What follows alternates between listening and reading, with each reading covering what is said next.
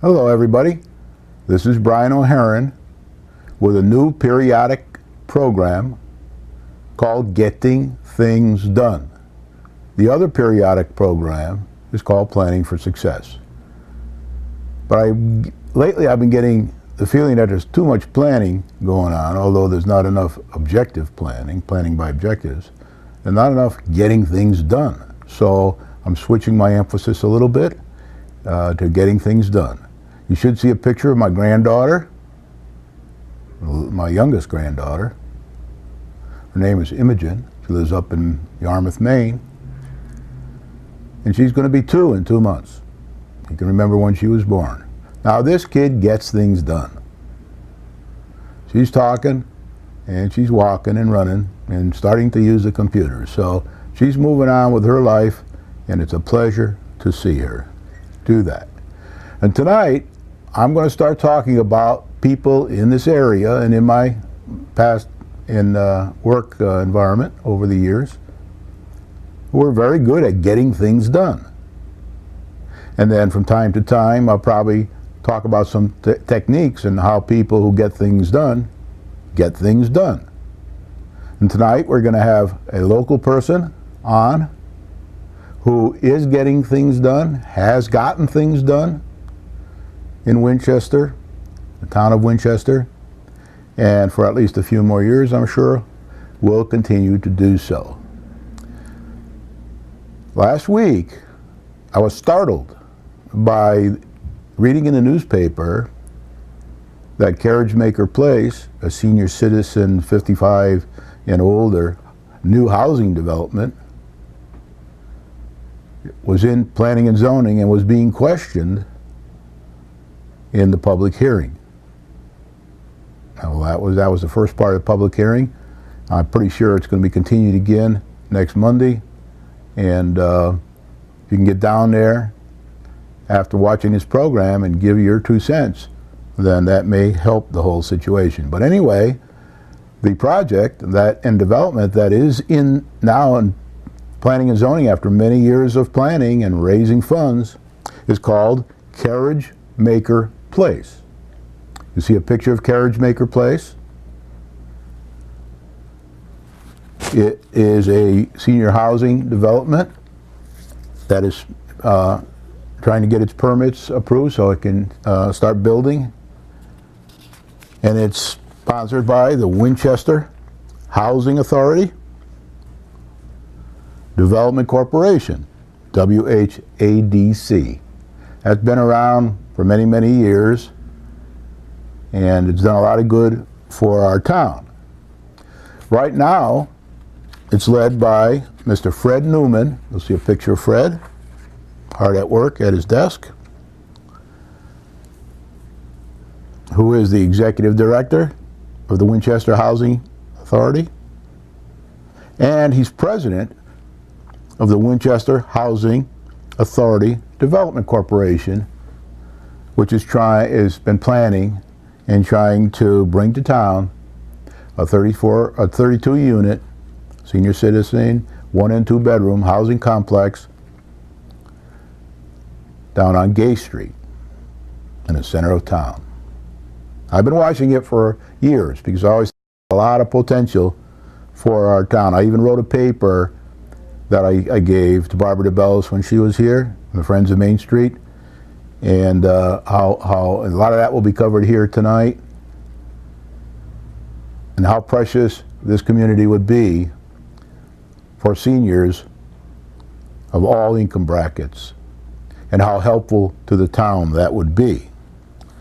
Now, and Fred has been involved in at least 3 housing developments that I'm aware of, maybe more. Chestnut Grove,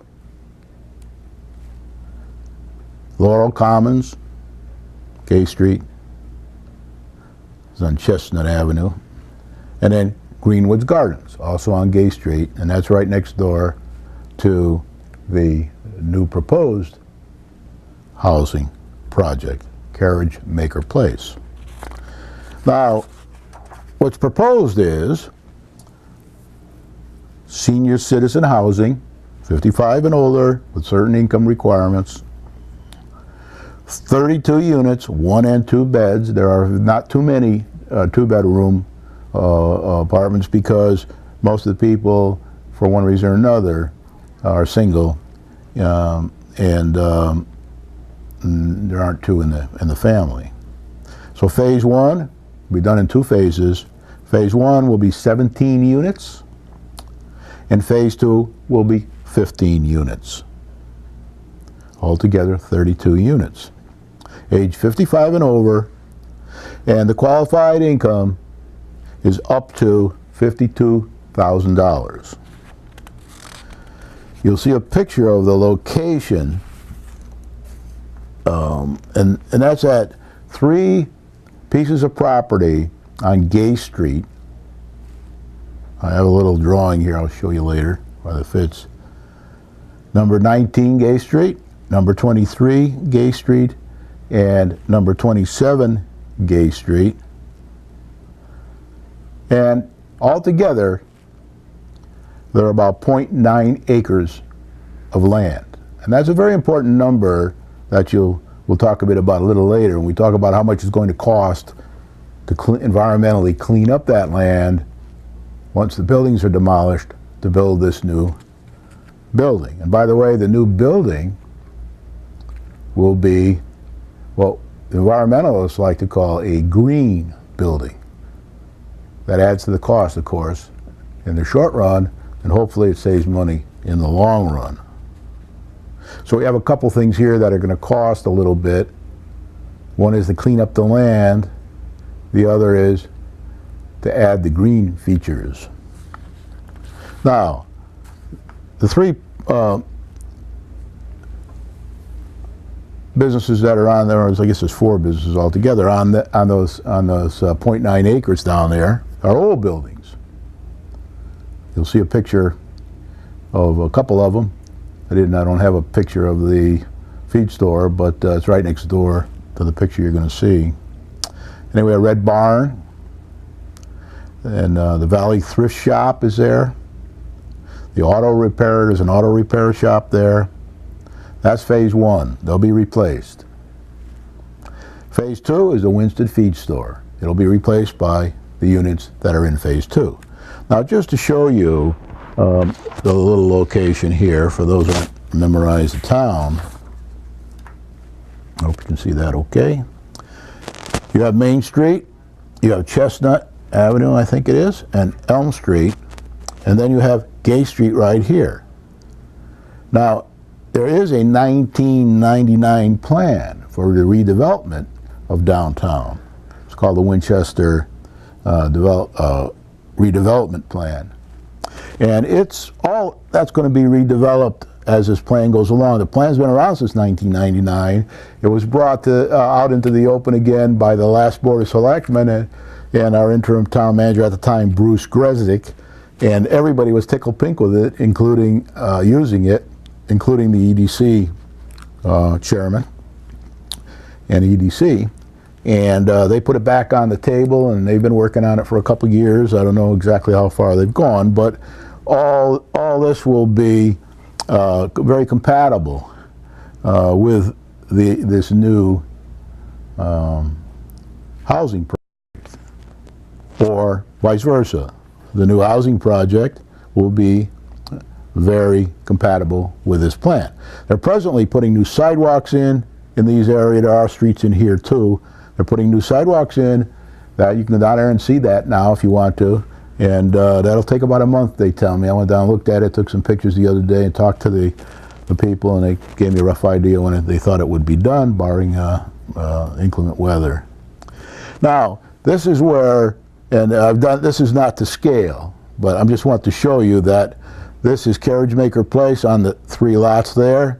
Next to it, and maybe it's close to scale, Greenwoods Gardens next door to it, and then the more recent Laurel Commons next door to that. They are senior citizen housing units that were done by either Fred Newman or his predecessors. Carriage Maker Place will fit in very nicely with the 1999 Town of Winchester redevelopment plan that eventually will be across the street. This has been many years in the making. And from what I gather, Yale University was involved in helping, doing consulting for this project. The current, it'll be also Carriage Maker Place, fits in nicely with the current implementation of all the new sidewalks that are going to be down there. And the 1999 redevelopment plan, Winchester redevelopment plan, will have some three-story buildings. Carriage Maker Place will be a three-story building. And as I was coming into the studio tonight, Charter Communications, Channel 13 here, I looked out at the housing right behind us. It's called the Glen. It was done in about 1998 or so, planned a little bit before that. Has a few more units than 32. I think it's about 42 or 3 units there. But it's also 3 stories tall, and it's not offensive at all. And a lot of Main Street is 3 stories tall. Some, I've counted some today that have 4 or 5 stories to them. Some have 1 or 2. It's very eclectic on Main Street when you start looking at how high the buildings are. So this building being 3 stories will fit in very nicely with this Main Street and the redevelopment plan. Now, I also want to say that the Development Corporation here, Fred Newman runs, has money in its budget to help the existing renters of the buildings that are there today find other locations if they choose to do so. So, and I'm pretty sure that some of them want to sell. They've been trying for 10 years, the owners of these properties, to sell these properties. It's not easy, and I'll tell you why in a few more minutes. The development cost of Carriage Maker Place, start to finish, is estimated and planned to be around $5,500,000. That's a lot of money. $5,500,000 to develop 32-unit complex in the center of town and to clean up the environment before doing so. The cost to remove the contamination that they believe exists there today, and I'm sure they're pretty right about it, and probably done tests and everything else, to be able to get their funding. They have to do that kind of thing. The cost to remove the contamination before this new building can be built is $250,000. $250,000. The good news is that it is brownfield eligible. It means we can get, if there exists any money from brownfields, we can get some brownfield. I don't know exactly how much they're going to get of that $250,000 if this project goes ahead, but they are at least eligible and they can get in line with some of the money. Now, it's very difficult for private developers to go in and take 0.9 acre, demolish the buildings, and clean up the property. It's one of our problems in Winchester and Winston. People don't want to pay that money. They always find that an obstacle when they go to purchase property here. That always seems to be, puts them off because it may put them in the red and not make any money on it or whatever. But this here is all going to be funded properly. We found somebody to do it, not only to pay for the contamination removal and the tearing down of the buildings, but also for any green architecture that will be included. Often extreme environmentalists, everybody's in favor of green. That's why I have green papers when I go to all these meetings. Green papers mean to me, and have always meant, the environment, protect the environment, but green also means earn the money to help protect the environment. And that's what Fred Newman and his group have done here. They've gone out and found the money to be able to clean up this 0.9 acre and to do some certain amount of green architecture. The rental list, there's an interest list that Fred has for rental, and the one-bedroom units will be $850 for people who qualify financially. Two-bedroom unit, and there aren't that many of those. I think it's between 5 and 10 or so. $975. So for not much more, you get another bedroom. And then that includes lighting and heat.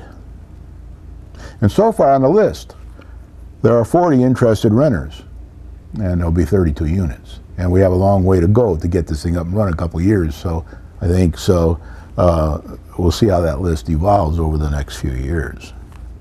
Later, I want to tell you some of the advantages of these seniors living in the center of town, and some of the advantage it is to the town economically from many different ways. Now, what are the attributes of Carriage Maker Place as it stands in the existing plans that we're trying to get approved through planning and zoning? Provides modern senior housing. It's centrally located and close to the town's senior center, within walking distance. Carriage Maker Place will eliminate older, unsightly buildings. I must point out here that they're not blighted. I've had some talks with the building inspector, and I kind of got an idea of what's blight and what's not blight. And sometimes buildings can look old, and some people might think they're blight, but according to the legal definitions, they're probably not. It goes for a lot of the buildings in our town. Another big advantage is the environmental cleanup it will do. The land right now needs to be cleaned up before anybody can rebuild anything reasonable on it, especially if they're going to have government money, funding. I already mentioned the green design. I don't know all the features of the green design, but if you contact Fred on Chestnut, in his office on Chestnut Avenue, he'll tell you exactly what everything is. You can see the plans, you can go through them. Fred has a 5-year plan. He's in my opinion, one of the most organized businessmen in our town. He has a 5-year plan. He can show it to everybody, he can explain it to everybody.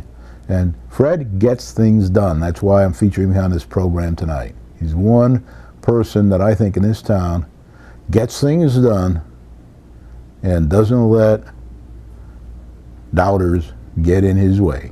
Tries to solve the problems that exist, and his heart is with his occupation.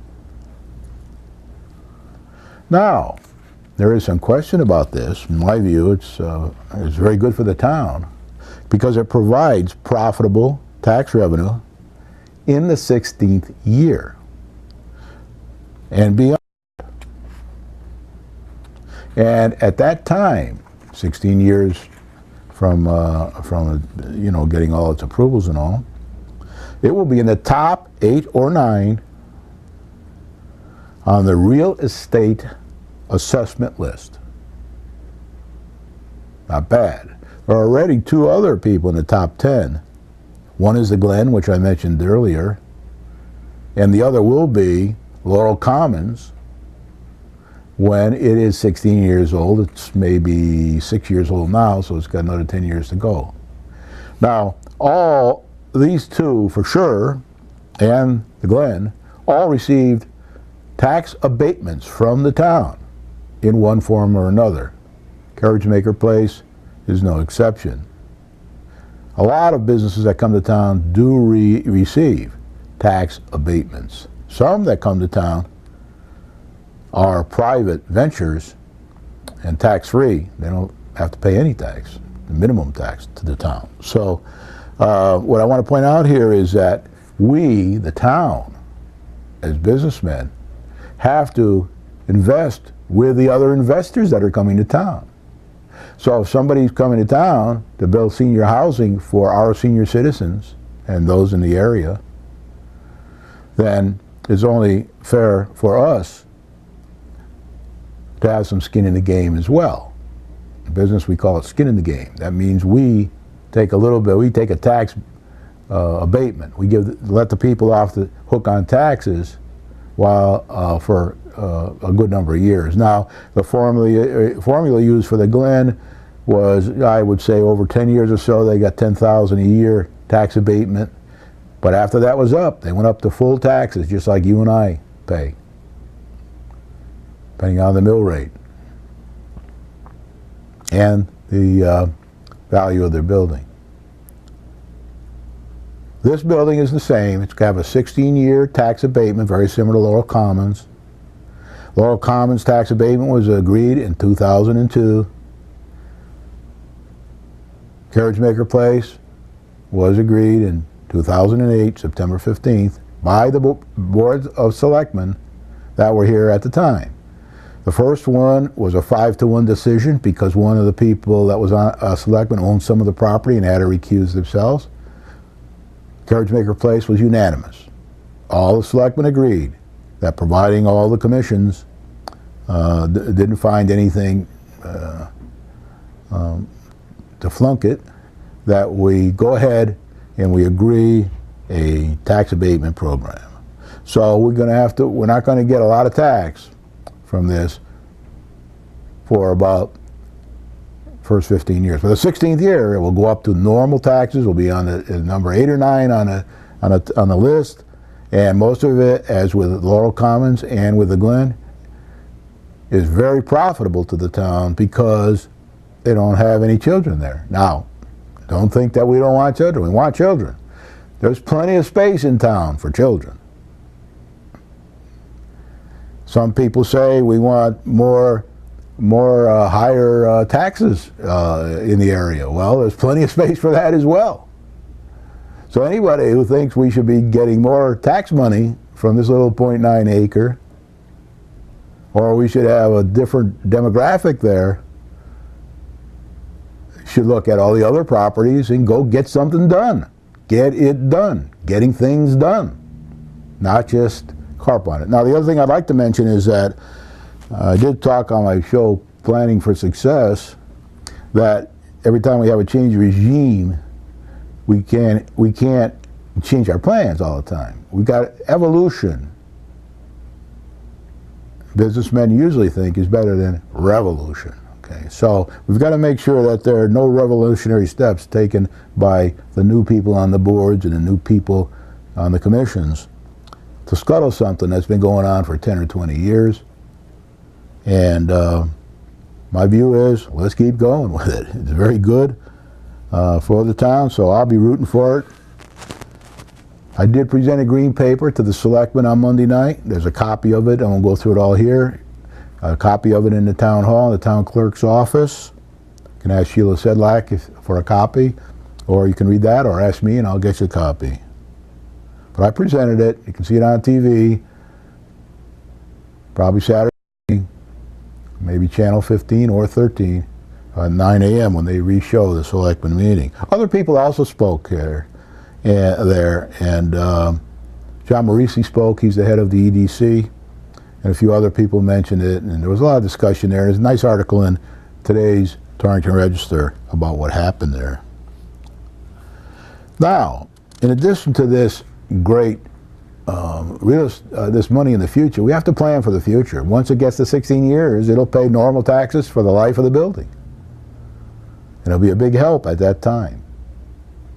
Laurel Commons will be help when it kicks in 10 more years or so. And the Glen is a big help now. They're in the top 10, and they're paying full taxes, I believe, now. And if not, they just have a few years before they are. Carriage Maker Place, $5,500,000 investment. Provides jobs for local contractors. We all know how important jobs are in this environment. This money, if we approve, the town approves this project, this money is pretty well guaranteed to come to our town pretty quickly. And perhaps we even start digging, tearing buildings down and doing environmental cleanup in a matter of months this summer, if it passes the land use boards. It provides customers for the downtown area businesses. People who can walk to their shops, and I got a list of this later I'll go over with you, but it does help.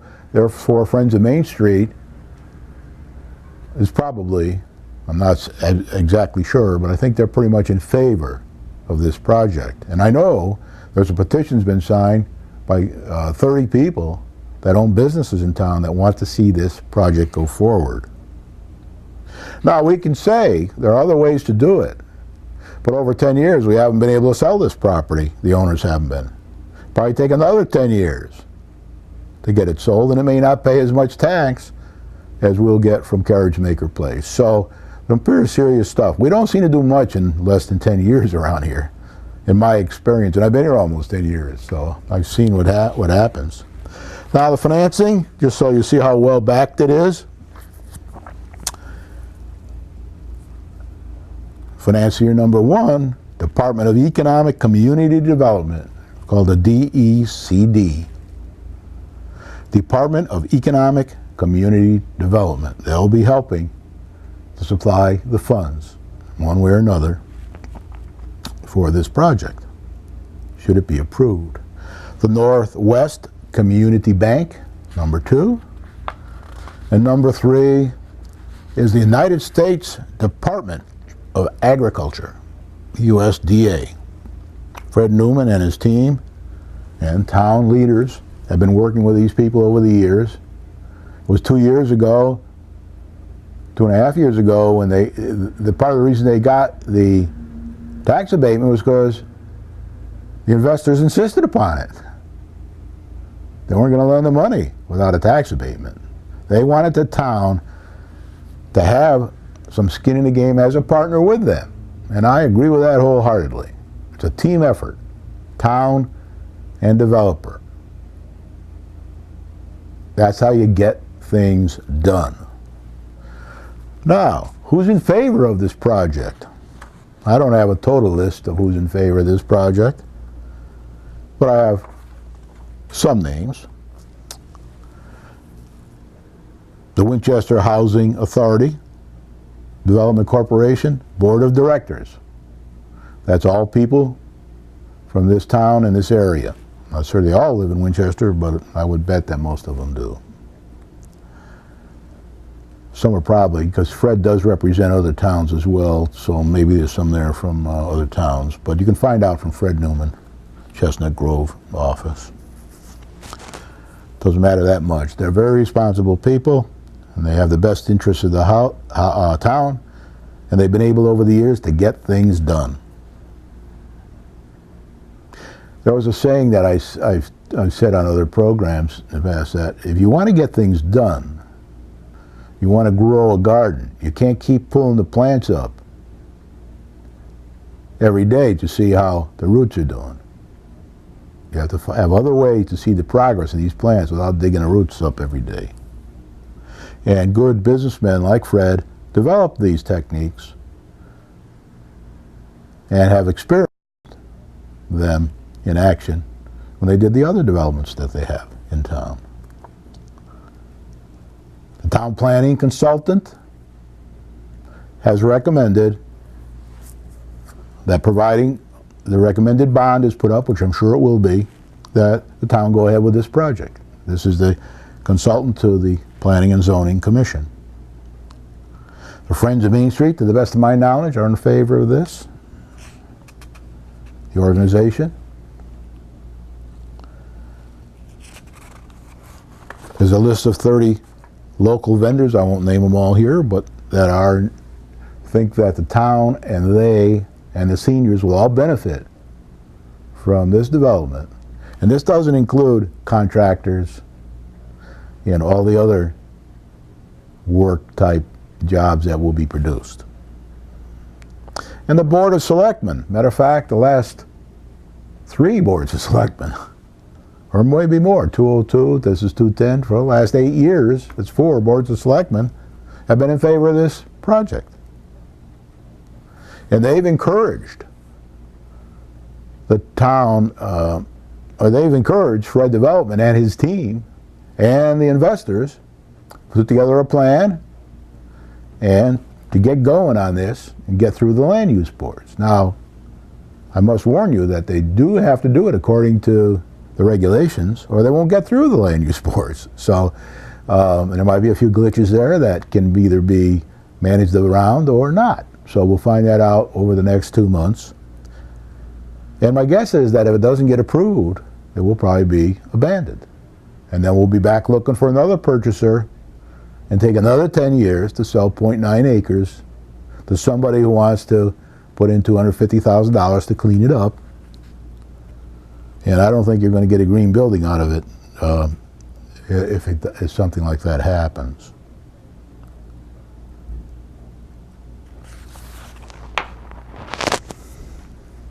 How much has been spent to date on this project?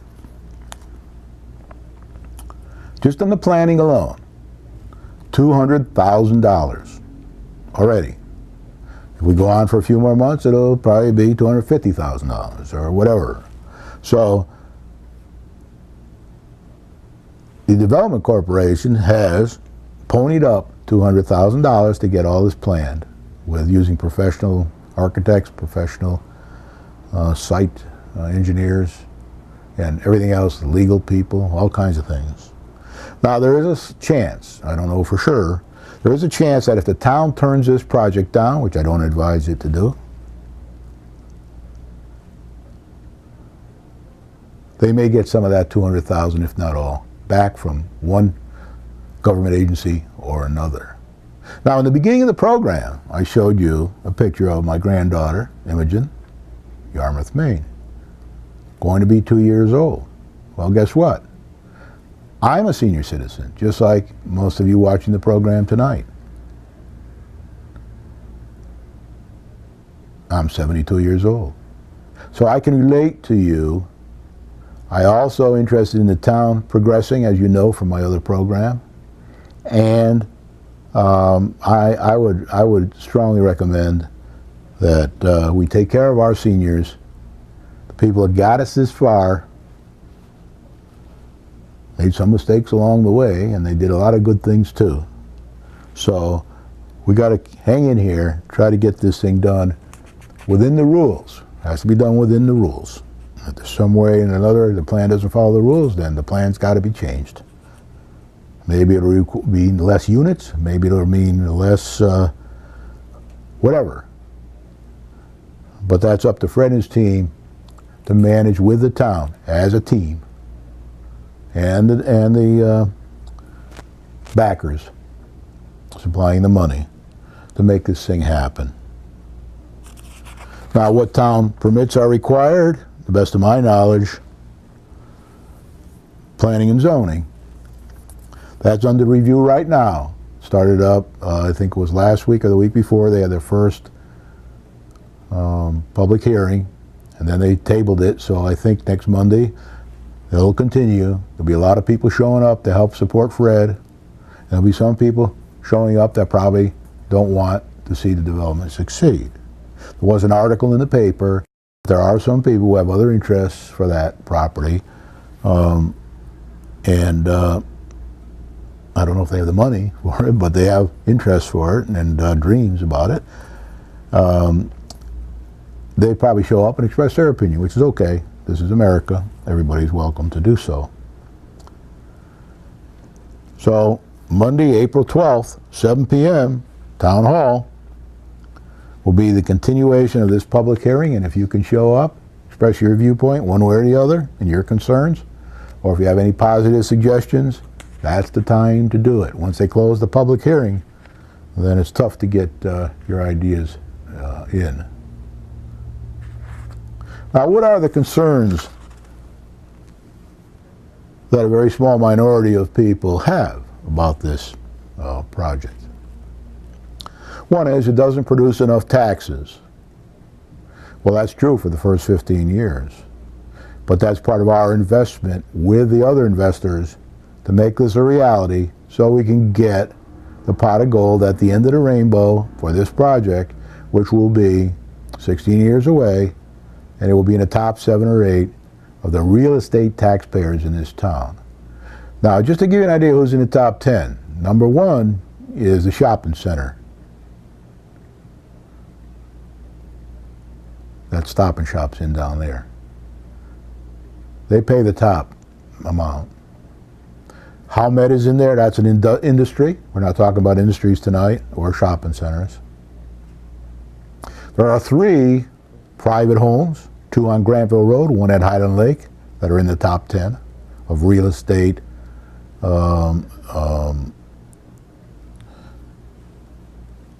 worth, assessments. I'm talking here tonight about assessments. If I said taxpayers, forget it. It's the assessments. Some people get breaks on taxes and this and that, so we stick with the assessment amounts. And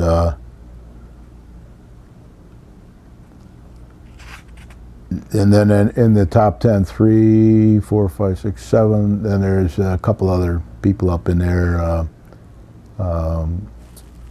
such as Laurel and the Glen, right next door here. Okay, Carriage Maker House will be handy for senior citizens and their visitors. They get visitors, family members and others. Handy to 3 bus company routes and senior center transportation. The Candy Striper and, you know, the Kelly bus services to places, and I don't even know what all these bus services are, but I do know there's a lot of buses that take senior people to a lot of things, and they have a very good time and doing all kinds of different interests. Some just go to Torrington to shop. Some go to Ledyard and places like that. They have other special trips to Washington, D.C. and things. These people will have advantage there. Now, this new Carriage Maker place will be then within walking distance for those who can move and get around, or wheelchair distance or whatever, to the library, to the hospital up on the hill, and of course the services to other hospitals when necessary, the local cinema. Most local restaurants are right down in the center of town. All the churches, not all, but most churches, are down in the center of town, within walking distance. There's at least 1 drugstore. And for those who can walk a little farther, they can get down to another drugstore down by the college. And maybe there's another one around that I don't know about, but they can get there. And as you know, seniors do need drugs. Barbershops, they can walk to the barbershops if they choose. Hairstylists, fingernail experts. I don't think too many seniors probably do that, but they probably used to doing their own like my mom used to do and grandmother. But there are a lot of people who use fingernail experts nowadays, and if they want to, or their visitors want to, they're there. Hardware stores. We have a couple hardware stores, one by the green, one up here in the center of town. They can walk there, satisfy most of their needs.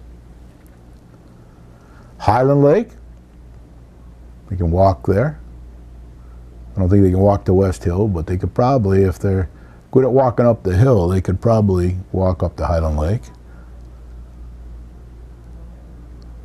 The florist, they can get out to the florist.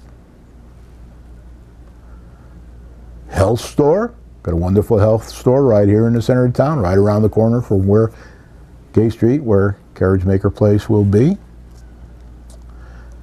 We have antique stores and used furniture stores, which they may be interested in. Often when I go in these stores, I see senior citizens in there, maybe buying things for their children or their grandchildren or themselves, or gifts for others. The wonderful rapidly growing community college, which I use quite a bit to help prepare for these programs and for doing other research. Wonderful people there. And they can take courses there, the senior citizens. I just saw tonight when I came out, there was a course for senior citizens from 3 to 6 or something like that. And they have all kinds of courses down there. You know, things you wouldn't even dream they would have at a community college. Gift shops. We have plenty of gift shops around. We have one food store within walking distance. The other, I don't know if they could get down to the other one. It's a little way away.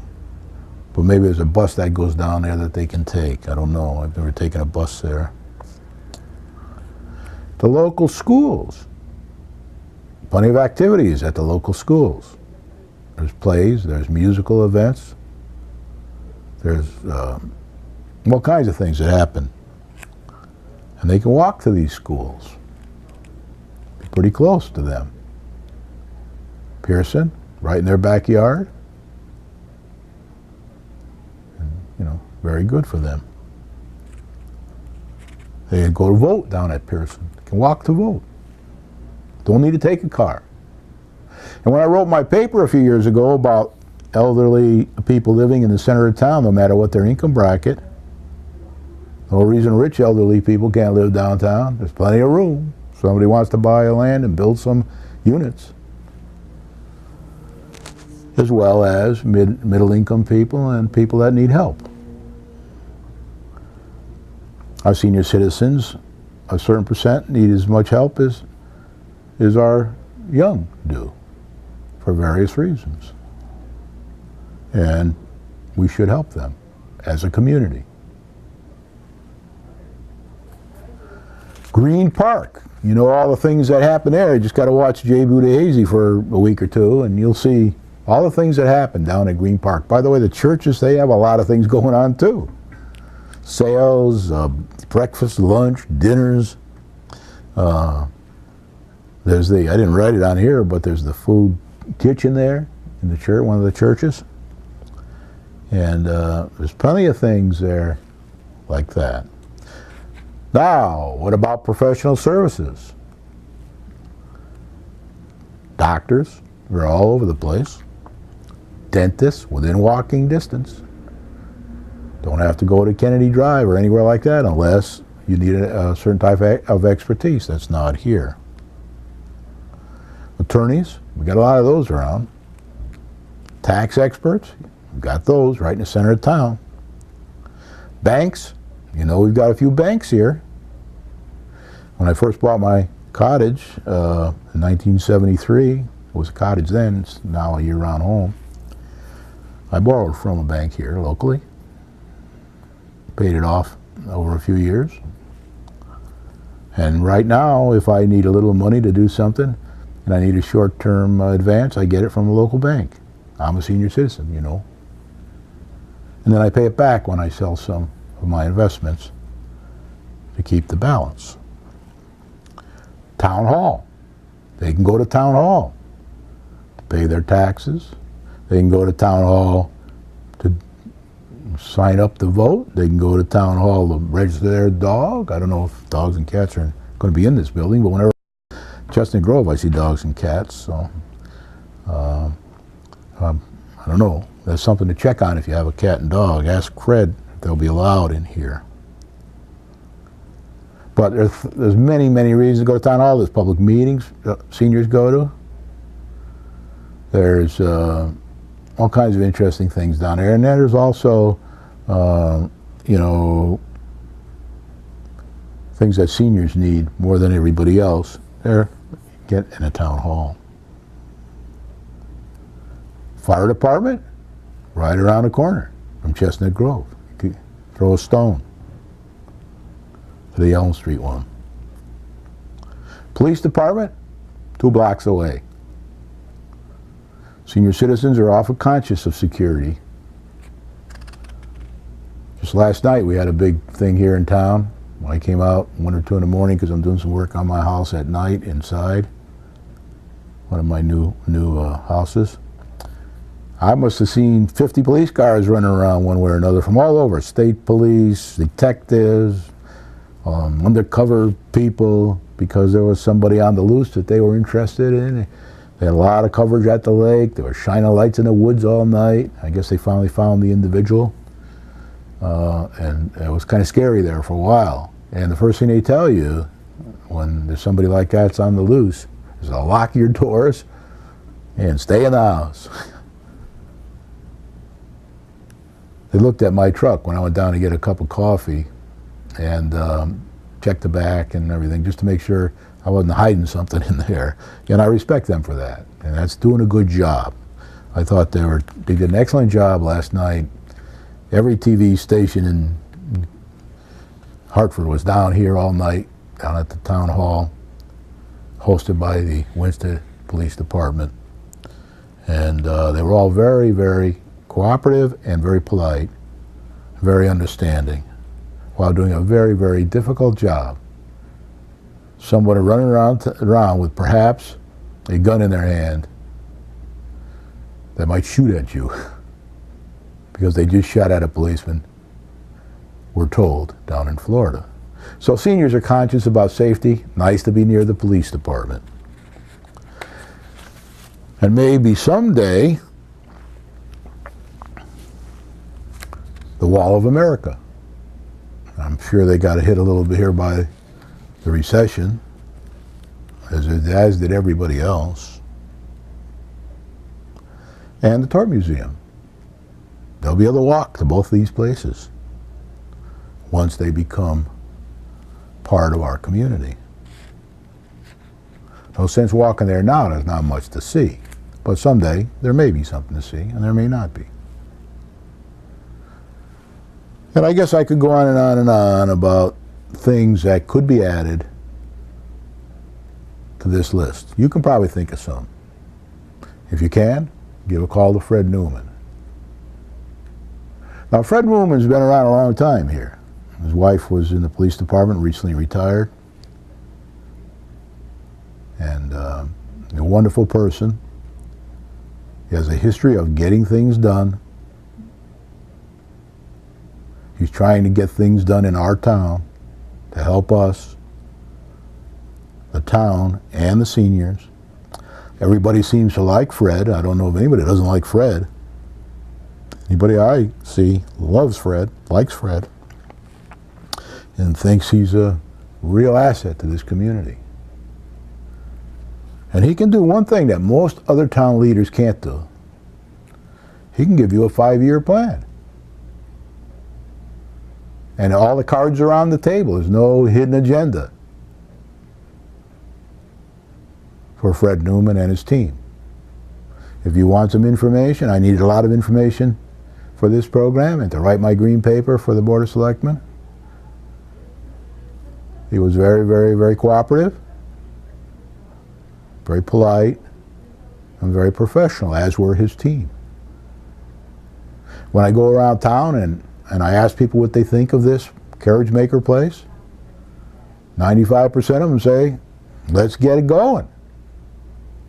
Let's get this thing approved, as long as it follows the rules. We always say that. Everything has to follow the rules. There's laws in the town. There's laws at the state level. There's laws at the federal level.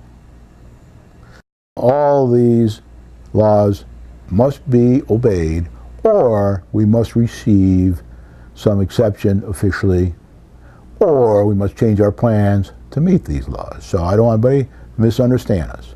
I also want anybody, I'll repeat this again, we want to have children in the town, a lot of children. But we need a balance. We need a balance between people who don't have children to help us pay for the people who do have children. And we're not in balance right now. This will help, just like the Glen helps, because most people there don't have children. So their money, tax money, goes to pay for the schooling of the people who do have children. So it's to balance people. So you don't want to ever say anybody's anti-children or anti-aged or anti-handicapped or What we need is a balance. And one of the reasons I always talk about Darwin and natural selection and evolution, and by the way, the green environmentalists sometimes, in my opinion, don't understand Darwin and don't understand evolution. I'm not talking about in any religious sense, but doing little things, little steps to get places and sticking with plans. And in 10 more years, and right now we have the money from the Glen. It's all ours. They're paying full taxes. As far as I know. We might be missing a year, maybe in a year or more it'll happen, but whatever. But I think it's now. In 10 more years, we'll have full taxes from Laurel Commons, if everything goes according to plan. And in 16 years, if this gets approved, we will have very profitable full taxes here. It's also my understanding and my feeling, and one of the reasons I was interested in it with Barbara DeBellis was because, and I gave a copy to the existing director too of it, which we can't seem to find now, but is that often I say, boy, wouldn't it be nice to move to Washington, D.C. or New York City or Paris or London and not have a car. I've lived in cities where I never had to have a car. And with Joyce and I now, getting up in age and being senior citizens ourselves, we often think about how it would be nice to move to a city. When I was working for the IRS a few years ago, I was right in the center of Foggy Bottom down in Washington, D.C., and we walked everywhere or took the underground where we couldn't walk. We had the car there, which was expensive to park, but we never used it hardly, except to come home to our house in Connecticut once in a while. So I think that you have to keep in mind that balance is very, very important. Don't let anybody tar anybody with one brush or the other. Everybody's interested in a balance. And as I said in my other program a few months back, maybe a year back, tightrope walkers never achieve balance. That's why they have that stick they carry. Because they're always tipping a little to the right or left, and then they have to correct themselves, and then they have to correct themselves back again. Balance is never a steady state. It's always trying to achieve one way or the other.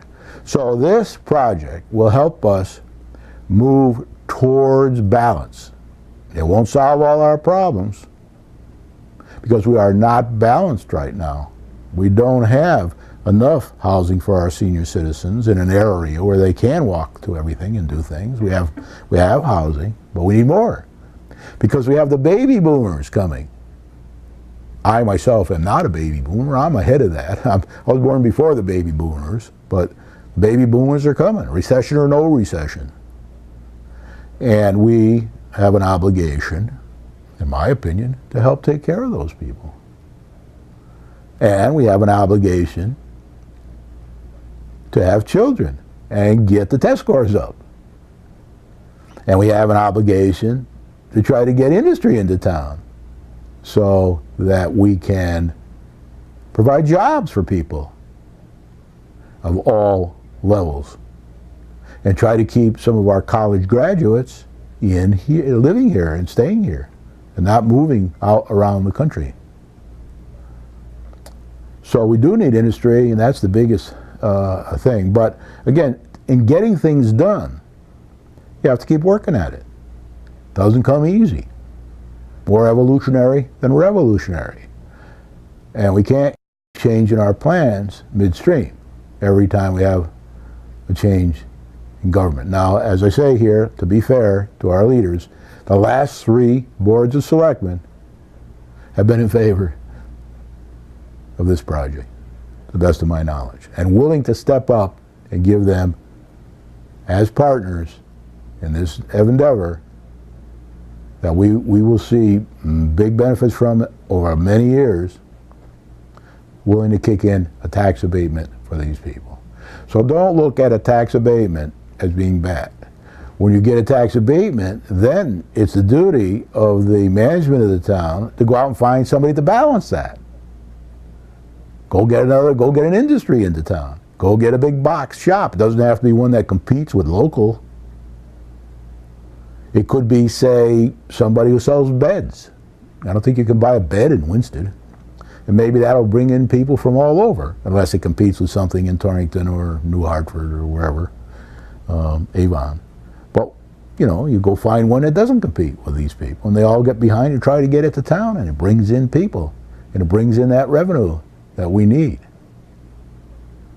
Because we have lost a few people in the last few years. Homer D. Bronson was in the top 10. Somebody has taken over that company, but I don't think it's going to, right now it pays the same taxes as Homer D. Bronson. I could be wrong. If I am, somebody please correct me. But anyway, my show is about coming to an end here. This will probably be repeated once or twice, depending on what happens at the Planning and Zoning meeting. Same program. And then in the future, if I think I can get a point across to somebody, that'll help. And I'll have another one of these programs called Getting Things Done. With that, I say thank you very much, Fred Newman and your team. Thank you very much, commissions around town that are trying to help Fred Newman. Thank you very much, selectmen who are trying to help Fred Newman. And thank you very much, all you citizens that are trying to help Fred Newman. And I suggest that you show up 7 o'clock, Town Hall, on Monday the 12th, and try to help Fred get this project approved. And if you have constructive ways to do it, that's good. If you have constructive ways to use this 0.9 acres fairly rapidly, remember it's been for sale for over 10 years, and nobody stepped up to the plate yet, except for Fred Newman, to the best of my knowledge. With that, I say thank you very much. See you on Monday at 7 o'clock at the Planning and Zoning meeting. And you can say hello to Fred and shake his hand and thank him for all his work he's done for our town. He gets things done.